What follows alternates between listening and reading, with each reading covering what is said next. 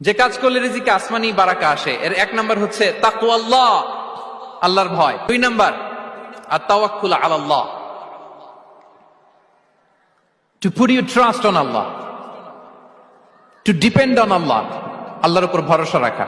তিন number on টাইমে সালাত আদায় করা। চার নম্বরে হচ্ছে ইস্তিগফার, বেশি বেশি ইস্তিগফার করা। পাঁচ নম্বরে হচ্ছে সিলাতুর রাহিম, আত্মীয়তার বন্ধনকে মজবুত করা।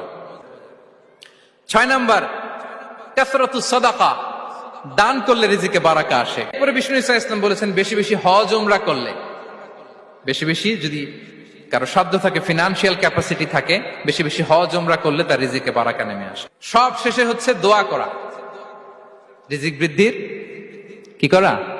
দোয়া করা। বিষ্ণু ইসলাম নিজেও দোয়া করতেন। উম্মে সালামা রাদিয়াল্লাহু তাআলা আনহা, আমাদের আম্মা জান, তিনি বর্ণনা করেন রাসূল সাল্লাল্লাহু আলাইহি ওয়াসাল্লাম ফজরের সালাতের পরে সালাম ফিরিয়ে তিনি পড়তেন, আল্লাহুম্মা ইন্নী আসআলুকা ইলমান নাফিআ ওয়া রিজকান তাইয়্যিবা ওয়া আমালান মুতাকাব্বালা।